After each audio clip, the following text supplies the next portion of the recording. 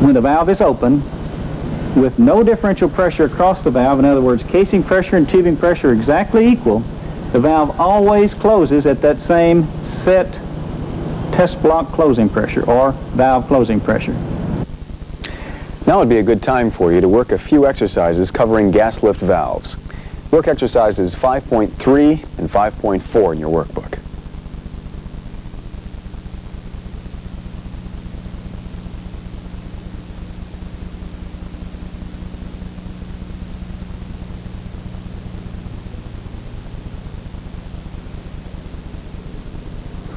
In this unit, we shall discuss the various types of gas lift installations and the conditions under which one type is to be preferred over another. The type of installation depends on whether the well is to be placed on continuous or intermittent lift, and that in turn depends on well conditions. Important considerations include the type of completion, the possibility of sand production, whether there will be water and/or gas coning, future well inflow performance, and whether we have a vertical or directionally drilled well. We shall discuss briefly here some of the more common gas lift installations, including the open, semi-closed, closed, chamber, macaroni, and annular installations. This list is by no means intended to be exhaustive of the installations possible. In the open installation, the tubing string is suspended in the well without a packer. As you can see, the casing and tubing are in communication, and only a fluid seal in the annulus prevents gas from blowing around the bottom of the tubing. When this occurs, gas is wasted. The casing pressure causes an additional back pressure on the formation, and production is interrupted. There are a number of other disadvantages to the open installation. For example, the valves that are submerged in well fluids may corrode, and because the fluid rises in the annulus every time the well is shut in, the fluid must be pushed through the valves each time production resumes, causing the valves to wear out faster. The open installation, then, is not normally recommended. It is used when there is a very strong reason not to install a packer. In the semi-closed installation, a packer is installed in the tubing to pack off the annular space between the tubing and the casing. This type of installation may be used for both continuous and intermittent flow. With the semi-closed installation, produced fluids cannot enter the annular space, and the casing pressure is not in direct communication with the formation. There is the possibility, however, that the injection gas, once it enters the tubing string, may act upon the formation. In order to prevent such communication, we may elect to install a closed system. In the closed system, a standing valve is placed in the tubing string below the bottom gas lift valve.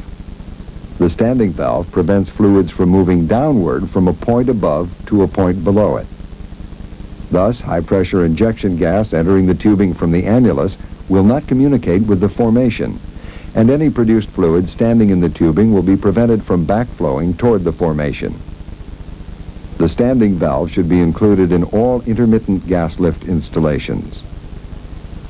Another type of gas lift installation, called a chamber installation, can greatly increase oil production, especially if we have a low bottom hole pressure but high productivity index well.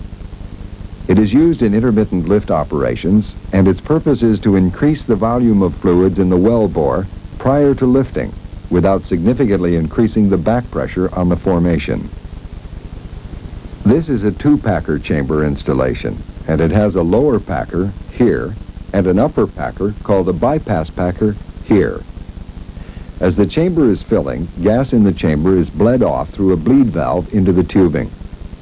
When the chamber is filled, a slug of gas is injected down the annulus, opening the operating valve. The gas in the chamber forces the liquid to enter the tubing through a perforated nipple above the bottom packer.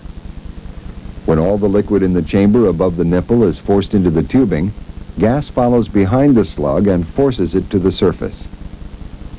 The operating valve should close when the slug reaches the surface, at which time the filling cycle begins once again.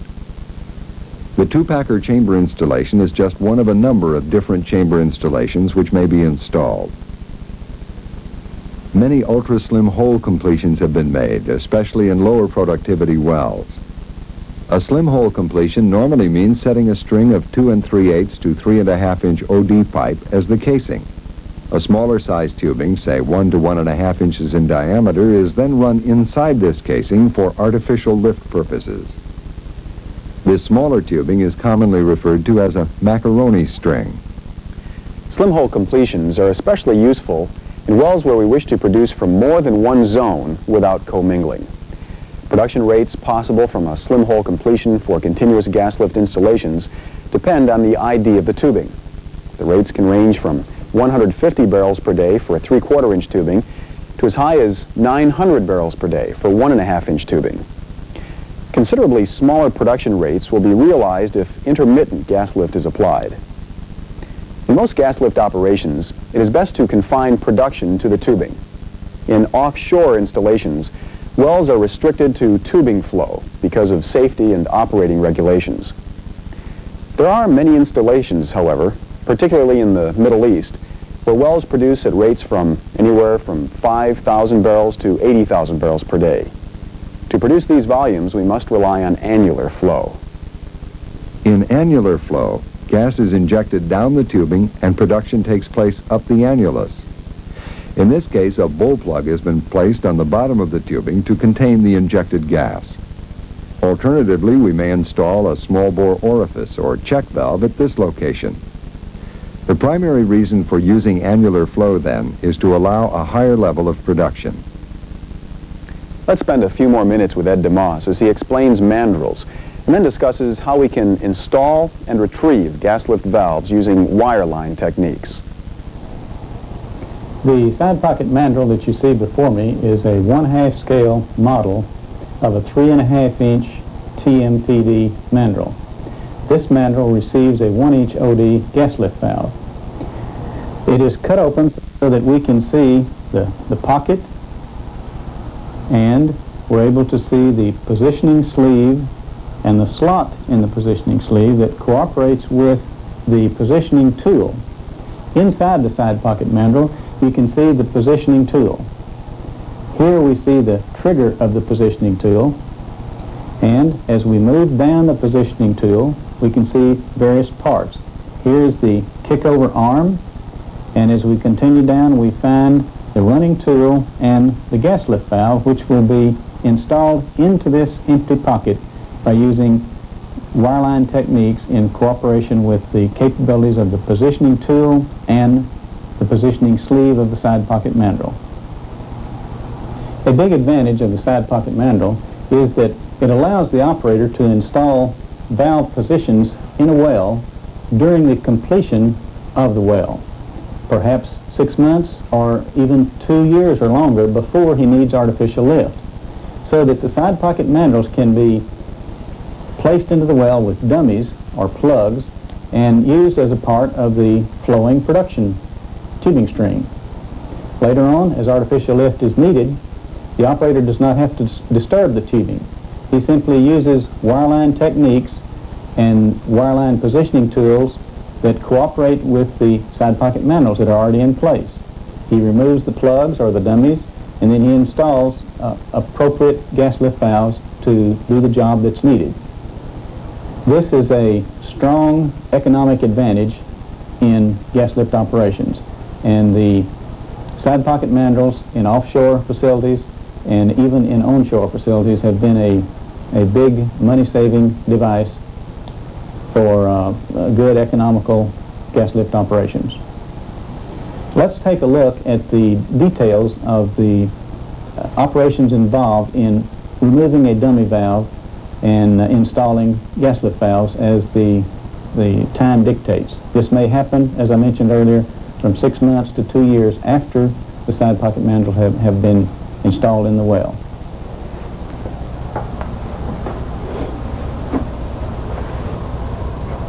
The first step in this procedure involves positioning the positioning tool at the side pocket mandrel.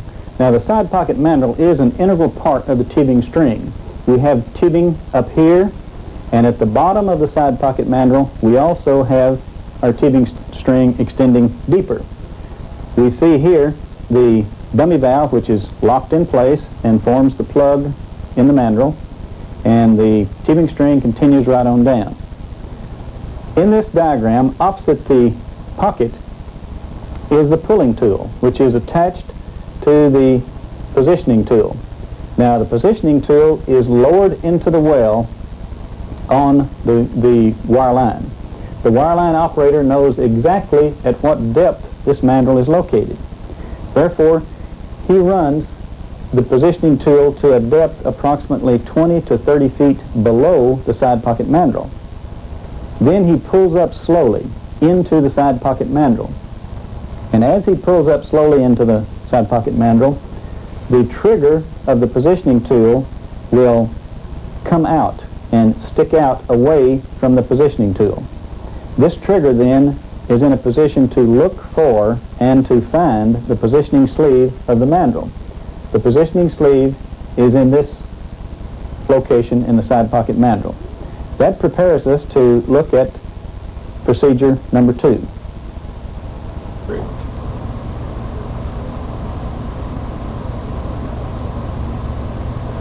In step 2, the wireline operator has been pulling the tools slowly up the hole, and the trigger has contacted the cam of the positioning sleeve, and that has caused the trigger to rotate to the other side of the mandrel and to get trapped in the slot.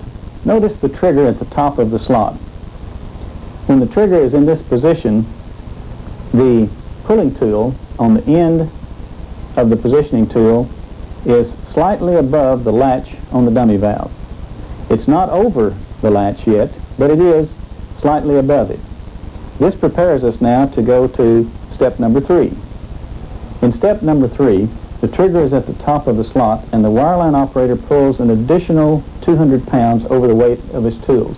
The trigger resists any upward movement of the tool, so there is a force inside the tool that causes the tool to be kicked over from the middle of the tubing string to the side of the side pocket mandrel. And notice now that the pulling tool is directly over the latch of the dummy. It is now ready to be lowered over the dummy and to catch the dummy. That prepares us for step number 4. In step number 4, the positioning tool is locked into this kicked over position. There is a lock right in here.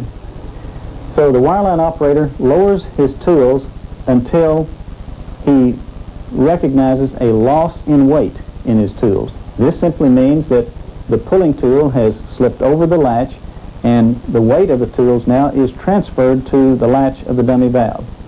This is a positive signal to the wireline operator that the fishing tool has rested over the latch of the dummy valve, and he is now ready to go to step number 5. In step number 5, the wireline operator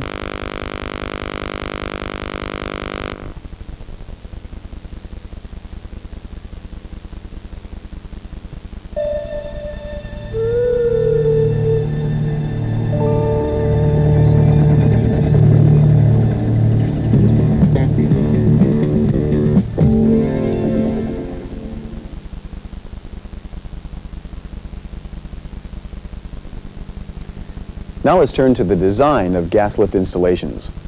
We shall begin with the design of continuous flow systems, and later turn to intermittent gas lift systems.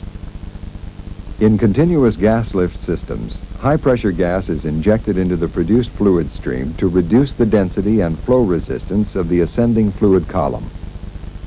Our design objective is to control the vertical fluid gradient so as to give us the desired production rate. We are constrained by the limitations of gas injection pressure, available gas volumes, the nature of the produced fluids, and the well's inflow performance. Although we could turn to computer programs to design our continuous gas lift system, we will have a better understanding of the principles involved if we use graphical techniques.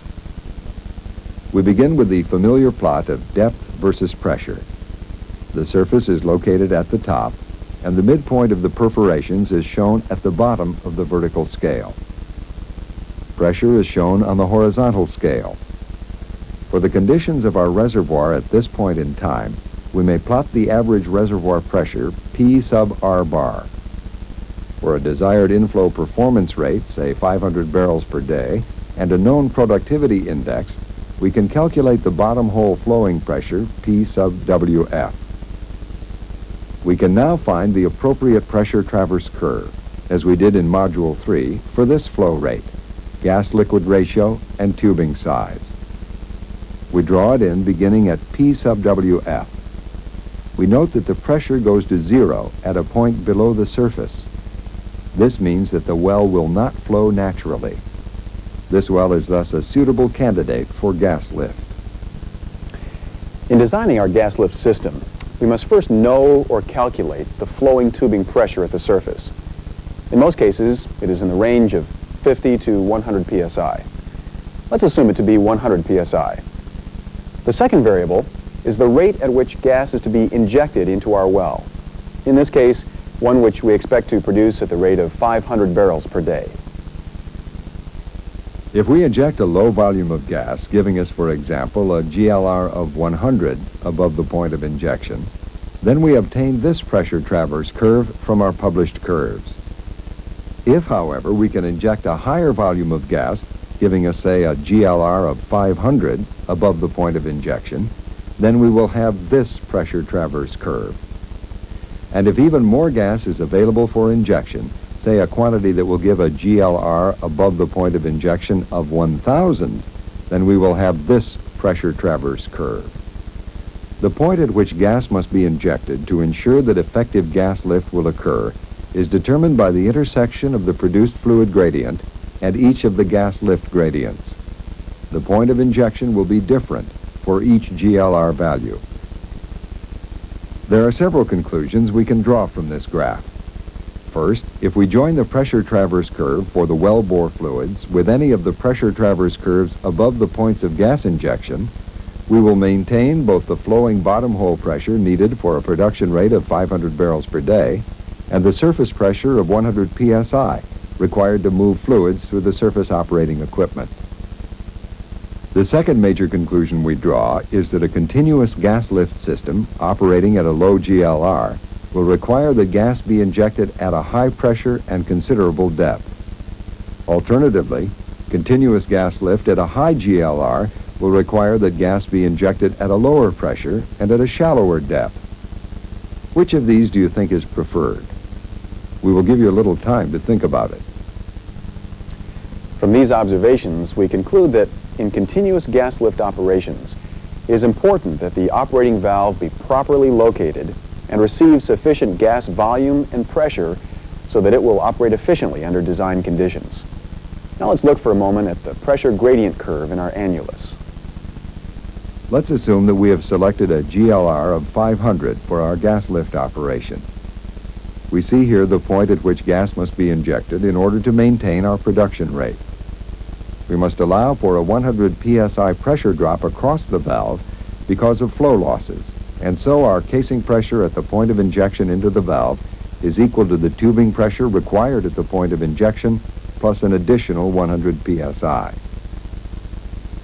We may now draw the gas gradient curve in the annulus from this point to the surface. This tells us the minimum operating surface casing pressure needed to operate our continuous gas lift system. The volume of gas needed must satisfy the required GLR at our target production rate. With a GLR of 500 required for our production rate of 500 barrels per day, we must inject gas at the rate of 250 MCF per day. Note that this calculation assumes a negligible GLR for the reservoir fluids. If this is not true, the calculation should be modified to include the producing GLR. The gas lift valve, located at the point of injection, must have an orifice size sufficient to pass the required gas volume at a casing tubing pressure difference of 100 psi. But what happens if the flow rate, instead of being 500 barrels per day, drops to 250 barrels per day? A fixed orifice valve will allow the same amount of gas to pass, and therefore our GLR will be too high. We will be producing the fluid inefficiently. Alternatively, the production rate may increase from 500 to, say, 750 barrels per day. In this case, a fixed orifice valve will not deliver enough gas to the fluids. What we need is a valve which will respond to the changing production rate and will deliver sufficient gas to give a constant GLR. Let's see what valve options we have. We see here the pressure profile for the 500 barrel per day case. If the production rate drops to 250 barrels per day, then the pressure required at the point of injection to maintain this flow rate will be lower. And at 750 barrels per day, the pressure required at this point will be higher than that for the 500 barrels per day. Extending these points downward, we may prepare a parallel plot of gas injection rate versus tubing pressures. The required injection rate for 500 barrels per day is 250 MCF per day. For 250 barrels per day, the volume is 125 MCF per day. And for 750 barrels per day, the required volume is 375 MCF per day. By joining these 3 points, we specify the desired performance characteristics of our valve. It looks very much like the throttling valve performance characteristics which we mentioned earlier. In fact, that would be an ideal valve to use. We may now draw in its total performance curve and see that the maximum point on this curve defines the casing pressure required to operate the valve. This pressure is about 100 psi greater than the pressure in the tubing at the maximum gas injection rate. Note also that the flow rate is at a maximum where the pressure difference between the casing and tubing is small. We see then that a throttling valve is one which will allow for a proportional response to flow rate. This is especially important because we know that the inflow performance of our well will change with time. If we use this type of valve, it should be performance tested dynamically before installation so that we are sure that actual flow rates that you wish to have at the various casing and tubing pressures will actually occur. The flow testing of valves is often done in the manufacturer's shop. In the appendix to your manual, you will find a paper outlining the design and installation of throttling valves in the Claymore field in the North Sea. Ed DeMoss is a co-author of the paper. It provides a good example of this type of installation. The variables which control the design of a continuous gas lift installation include, first, the well's inflow performance, now and in the future. Second, the flowing tubing pressure.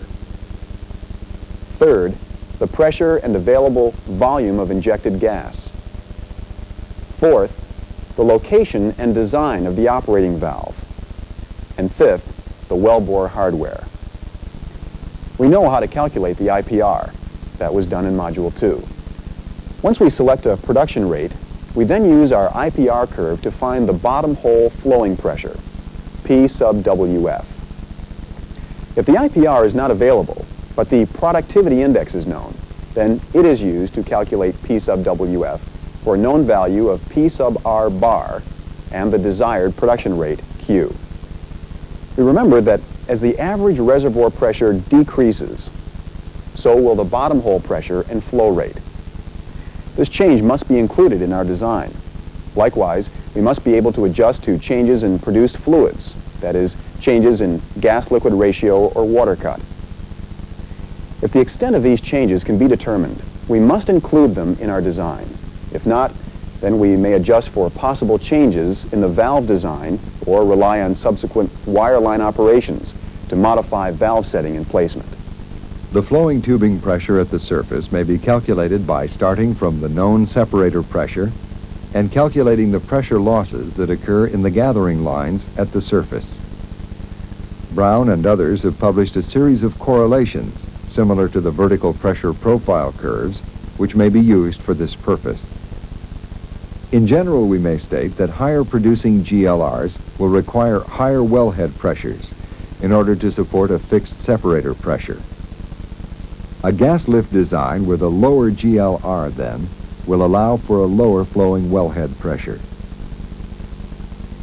The next control variables in our list are the volume and pressure of the injected gas. The gas for injection will probably come from field production operations, usually from the high-pressure separator. Additional volumes may be available from local gathering systems or pipelines. The engineer will make an inventory of volumes available for gas lift operations now and in the future before beginning this design.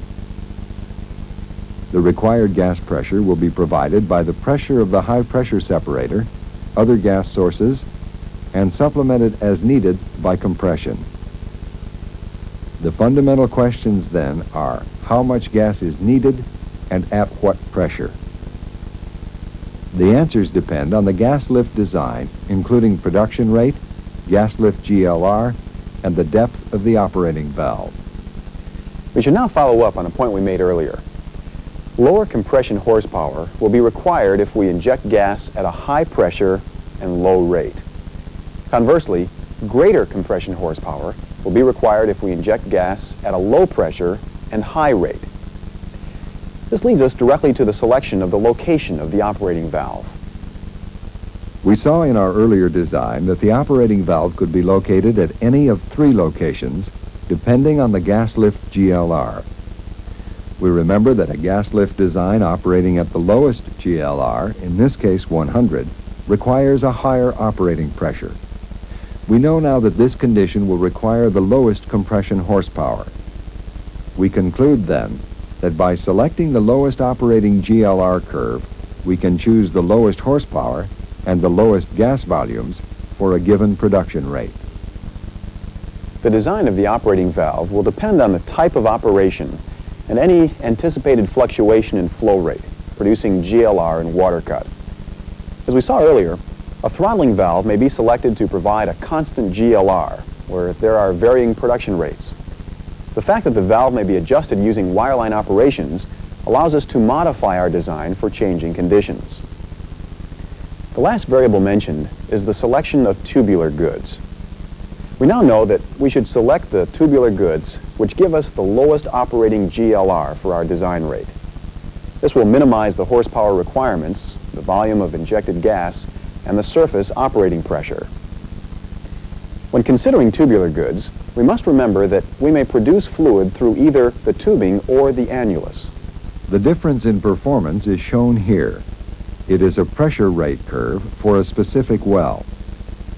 The gas lift GLR is fixed at 400, the flowing tubing pressure is fixed at 250 psi, and the IPR is shown here. The performance of a 2-inch tubing is shown here.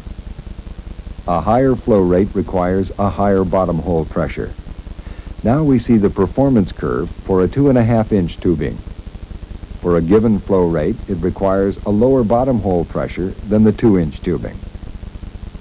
Now instead of tubing flow, let's consider flow up the annulus. In this case, we have a 2-inch OD tubing and a 4.5-inch OD casing. It requires an even lower bottom hole pressure than the 2.5-inch tubing for a given flow rate. Finally, if we plot the performance of annular flow with a 2.5-inch OD tubing inside a 5.5-inch OD casing, we see a further shift to the right. We see that for a given bottom hole pressure, the flow rate will increase significantly as we increase the size of our wellbore hardware. We conclude then that for high production rates, our gas lift operations will probably require annular flow. Now that we have reviewed the basic variables that control gas lift design, let's take a few minutes to work exercises 5.7 and 5.8 in your workbook.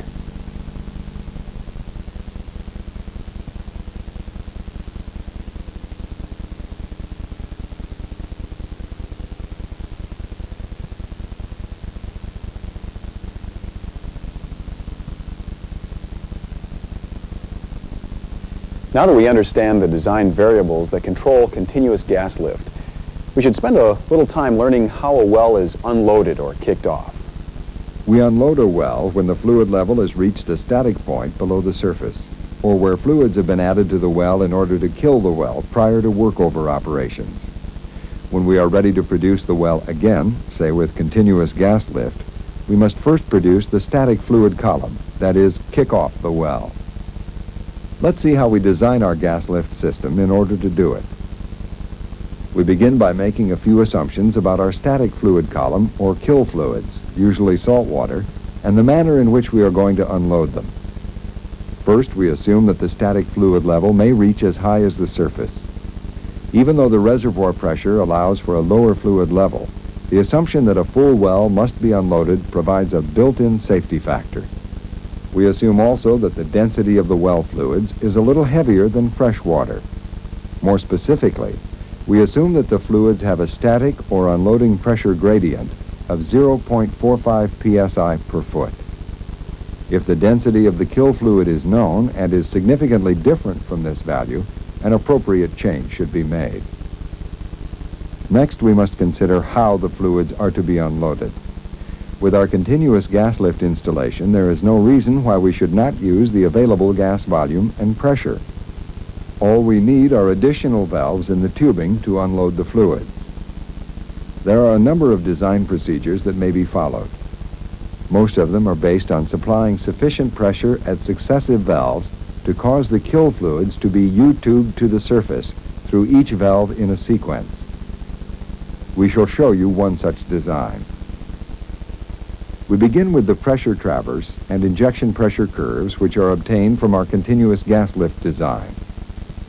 These curves are for the 500 barrels per day flow rate and a GLR of 500.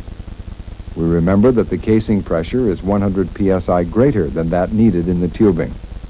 This allows for an adequate pressure drop across the valve.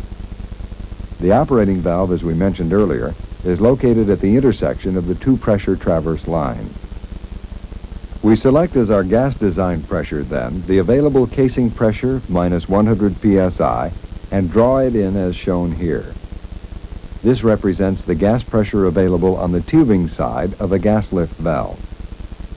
It also represents the pressure available for unloading the well at a valve.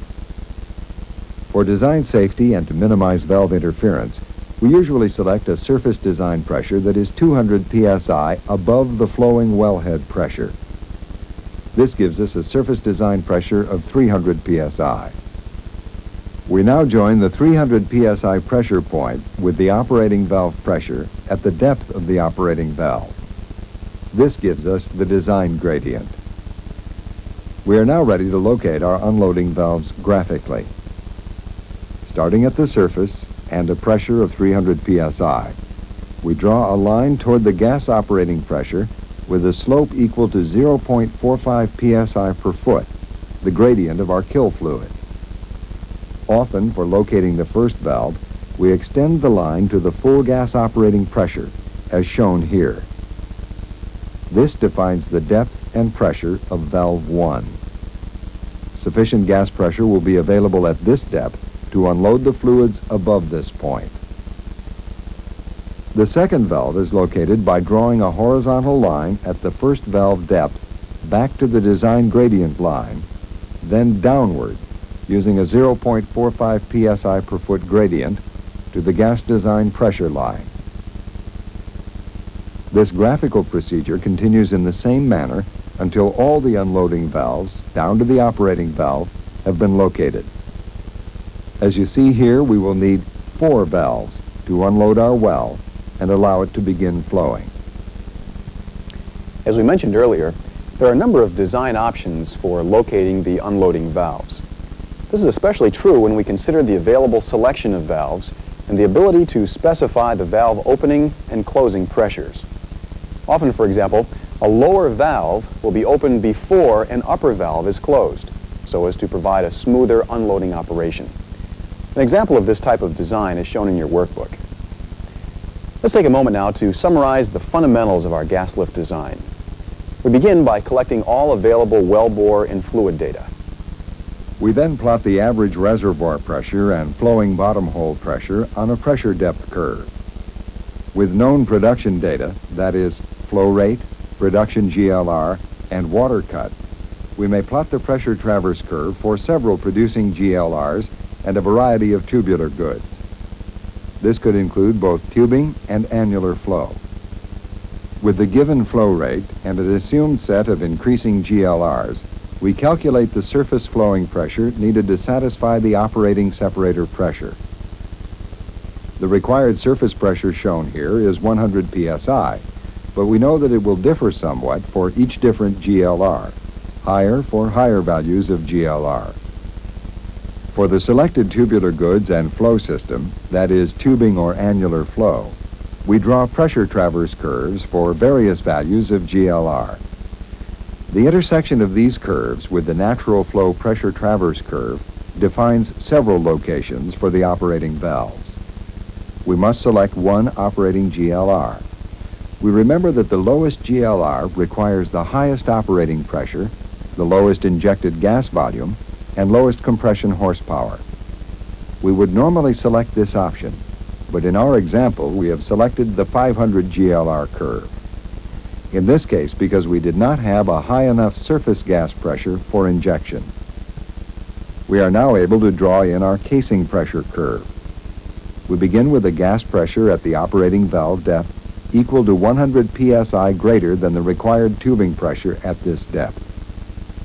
From this point, and the gas gradient information, we draw the gas gradient curve, giving us the required casing pressure at the surface.